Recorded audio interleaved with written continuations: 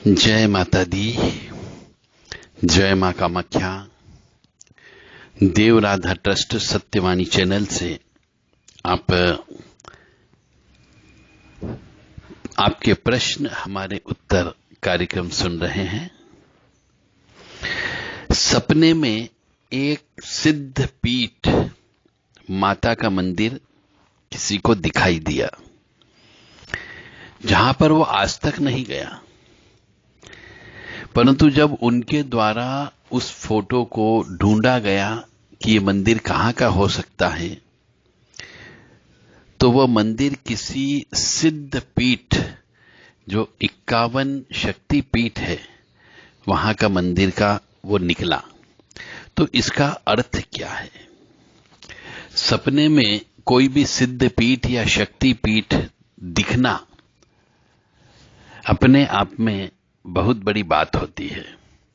इसका अर्थ यह होता है कि वहां पर जो बैठी हुई शक्ति है, देवी, वह उस मनुष्य के ऊपर कृपा बरसाना चाहती है। उसका बुलावा आया है उस व्यक्ति को वहां पर उस सिद्धपीठ या शक्तिपीठ के दर्शन करने जाना है। इसका अर्थ यह होता है। ओम श्रीमन महागणाधिपते नमः। ओम उमा महेश्वराभ्यो नमः। ओम शची पुरंदराभ्यो नमः। ओम वाणी हिरण्यगर्भाभ्यो नमः। ओम लक्ष्मी नारायणाभ्यो नमः। ओम कुल देवताभ्यो नमः। ओम इष्ट देवताभ्यो नमः। ओम ग्राम देवताभ्यो नमः। ओम स्थान देवताभ्यो नमः। ओम स्थापित देवताभ्यो नमः। ओम सर्वेभ्यो देवेभ्यो नमः। ओम सर्वेभ्यो तीर्थेभ्यो नमः। ओम सर्वेभ्यो ब्राह्मणेभ्यो नमः। ओम सर्वेभ्यो ऋषिभ्यो नमः। ओम सर्वेभ्यो सिद्धाय नमः। ओम नवग्रह देवताभ्यो नमः। ओम वास्तु देवताभ्यो नमः। ओम गुरुभ्यो नमः। ओम मातृपितृजन कमलेभ्यो नमः। ओम चतुष्षष्टि योगिनी देवेभ्यो नमः। ओम षोडश मातृका देवेभ्यो नमः। ओम सप्तघत मातृका देवेभ्यो नमः। ओम सप्त सागरेभ्यो नमः। ओम सप्त नदीभ्यो नमः। ओम सप्त ऋषिभ्यो नमः। ओम छम क्षेत्रपालाय नमः। ओम बम भैरवाय नमः। क्रीम कालिकाय नमः। हम हनुमते नमः। ओम क्लीम कृष्णाय नमः। ओम नमो भगवते वासुदेवाय। ओम नमो नारायणाय। ओम लक्ष्मी नारायणाय। ओम ब्रह्मणे नमः। ओम विष्णवे नमः। ओम महेश्वराय नमो नमः। जो मनुष्य रोजाना पूजा करते समय इन 36 नाम का रोजाना सुबह शाम दोनों समय उच्चारण करते हैं, उसके कुल देवता, इष्ट देवता, स्थान देवता, क्षेत्रपाल देवता सभी प्रसन्न रहते हैं। अगला प्रश्न यह है कि क्या कोई मनुष्य काली मां का या भैरव जी का भोग शमशान में पहुंचाने लग जाए तो क्या उस मनुष्य को सिद्धि प्राप्त हो जाती है? क्या शक्ति की कृपा प्राप्त हो जाएगी? और यह भोग कब कब पहुंचाना चाहिए? अच्छा प्रश्न है। तो जो मनुष्य मां भगवती आद्य शक्ति काली जी से प्रेम करता है, उस मनुष्य को मां भगवती आद्य शक्ति काली के साथ साथ भैरव जी का भी पूजन अर्चन करना ही करना चाहिए। यानी दोनों की पूजा हमेशा साथ में होती है। अकेले काली की पूजा नहीं होती, अकेले भैरव जी की पूजा नहीं होती है। तो जब इन दोनों को साथ लेकर के कोई मनुष्य चलता है तो निश्चित तौर से उसके ऊपर मां भगवती काली जी और भैरव जी दोनों की कृपा मिलती है। और जो मनुष्य काली जी के नाम से और भैरव जी के नाम से, दोनों के नाम से अलग अलग उनको जो भोग लगता है, वो भोग शमशान में महीने में 2 बार, या तो छठ के दिन, षष्ठी तिथि के दिन, या चतुर्दशी यानी 14 के दिन देने लग जाए। या तो छठ के दिन दे दे दोनों के नाम से, या फिर चतुर्दशी के दिन दे दे महीने में 2 बार उसको देना, दोनों छठ पर दे दे, दोनों चतुर्दशी को दे दे, या एक छठ पर दे दे, एक चतुर्दशी को दे दे, ऐसा भी चल सकता है। एक कृष्ण पक्ष में दे दे, एक शुक्ल पक्ष में दे दे। यानी कि अमावस्या के पहले वाली 14 को भोग देना ही देना चाहिए। यदि किसी कारणवश इस अमावस्या के पहले वाली चतुर्दशी यानी 14 के दिन नहीं दे पाते हैं, तो फिर शुक्ल पक्ष की षष्ठी तिथि यानी छठ के दिन आपको भोग देना है। महीने में 2 बार भोग देने से निश्चित तौर से काली मां की और भैरव जी की दोनों की कृपा अवश्य प्राप्त होगी। और पितृ, विशेष तौर से पितृ हो गए, प्रेत हो गए, अदृश्य शक्ति होगी, तंत्र बाधा हो गई, ऊपरी बाधा हो गई, नजर दोष हो गया, इन सब से भी मुक्ति मिल जाएगी। यानी अभी यदि आप शमशान काली या आद्य शक्ति काली या मसान काली या दक्षिण काली, गुह काली, भद्र काली, किसी के भी नाम से आप उनका भोग अपने ऊपर से उतार करके शमशान में रख करके आते हैं, इसी प्रकार भैरव जी का भी भोग अपने ऊपर से उतार के शमशान में रख के आते हैं। चाहे वो काल भैरव जी हो, चाहे बटुक भैरव हो, चाहे स्वर्णाकर्षण भैरव हो, चाहे कपाल भैरव हो, चाहे क्रोध भैरव हो, चाहे सहार भैरव हो, चाहे चंड भैरव हो, किसी भी भैरव जी के नाम से आप रख करके आ सकते हैं, तो निश्चित तौर से आपको कृपा अवश्य प्राप्त होगी। यानी जो मनुष्य ऐसा करता है तो मान करके चले पूरी जिंदगी भर वह ऊपरी बाधा, तंत्र बाधा, काला जादू और पितृ दोष से मुक्त हो जाता है। क्योंकि पितृ दोष भी जो व्यक्ति काली मां की पूजा करता है, भैरव जी की पूजन अर्चन करता है, उसके ऊपर पितृ दोष नहीं लगता है। क्योंकि ये दोनों पितरों के मतलब प्रेतों के अधिष्ठात्री देवता कहा जाते हैं।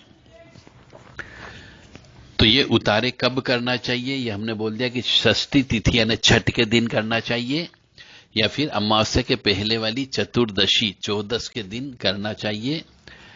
और ये भोग क्या लगता है, अब ये भी प्रश्न है कि भोग हमें क्या देना चाहिए उनकी कृपा प्राप्त करने के लिए। तो भोग का मतलब हो गया उनकी पूजा का पूरा सामान दिया जाता है।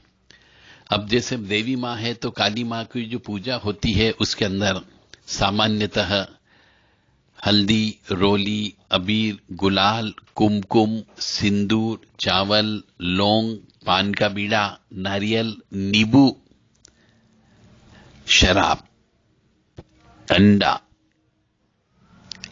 पंचरंगी मिठाई, चुनरी, श्रृंगार का सामान, क्योंकि मां है, भगवती है, तो उसे श्रृंगार का सामान भी चाहिए, चुनरी भी चाहिए होती है।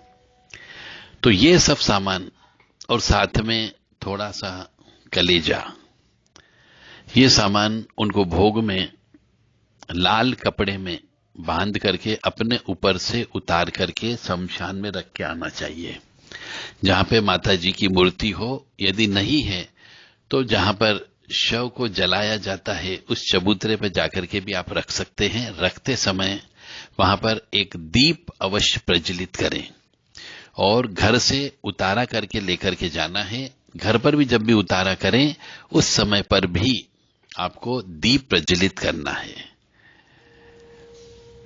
इस जो सामान हमने बताया है, इसके अलावा गुलाब के पुष्प और इत्र, पीली सरसों, यह भी, और उबले हुए गेहूं के दाने अपनी श्रद्धा सामर्थ्य के अनुसार यह भी उस लाल कपड़े में रखना चाहिए। यदि किसी को समझ में नहीं आया हो तो देव राधा ट्रस्ट सत्यवाणी चैनल के जो व्हाट्सएप नंबर हैं 9893128047 और 7649862712, इन नंबर पर अपना नाम, अपना पूरा पता बताते हुए ये भोग की सूची प्राप्त कर सकते हैं। इसी प्रकार से भैरव जी को जो भोग लगता है ये काले कपड़े में बांध करके ले जाया जाता है। इसमें भी सिंदूर, विशेष तौर से नारियल, सफेद मिठाई, सिगरेट, जनेऊ। भैरव जी की पूजा में, साधारण पूजा में जो सामान लगता है वो सब सामान ले जाना होता है, यानी कि दही बड़े, उड़द से बने हुए कोई भी मिष्ठान, इमरती जिसको बोला जाता है, उड़द के पकोड़े, शराब, बाकी कुमकुम, सिंदूर, चावल, फूल माला, इत्र, नारियल, नींबू की माला, ये सब सामान उस काले कपड़े में बांध करके ले जाना चाहिए। जय माता दी, जय मां कामाख्या। क्रीम क्रीम किम रिम रिम हुम हुम, दक्षिण काली के किम किम किम रिम रिम हुम हुम। ओम हम शम नम गम फम सम खम महाकाल भैरवाय नमः। काली माता जी के साथ में अधिकांशतः कपाल भैरव, काल भैरव, संहार भैरव, क्रोध भैरव, ये भैरव जी साथ चलते हैं और मां भगवती दुर्गा जी के साथ में बटुक भैरव चलते हैं। ये आपको ध्यान रखना होगा। फिर भी आप चाहें कि बटुक भैरव जी के नाम से भी देना है तो उनके नाम से भी आप उतारा कर सकते हैं, और यदि आपको लगता है कि हमें काल भैरव जी के नाम से देना है तो उनके नाम से भी अलग से दीपक प्रज्वलित करें, 4 बत्ती का सरसों के तेल का। यदि दोनों उतारे एक साथ लेकर के जाते हैं तो वहां पर 2 दीपक आपको प्रज्वलित करना है, एक लंबी बत्ती वाला और दूसरा 4 बत्ती वाला तेल का जला सकते हैं। शमशान में उतारे ले जाते समय बातचीत बिल्कुल भी नहीं करना चाहिए। शमशान में जब ये सामान रखते हैं तो घर से चलते से ही मुंह को बंद करना है, जो बिल्कुल भी बातचीत नहीं करना है जब तक कि वापस घर पर नहीं आ जाए। रास्ते में किसी से भी कोई भी बातचीत नहीं करना, किसी को कोई जवाब नहीं देना, किसी से मिलना नहीं है। कोई रोकने की कोशिश भी करे तो रुकना नहीं है। इस बात का अवश्य ध्यान रखें।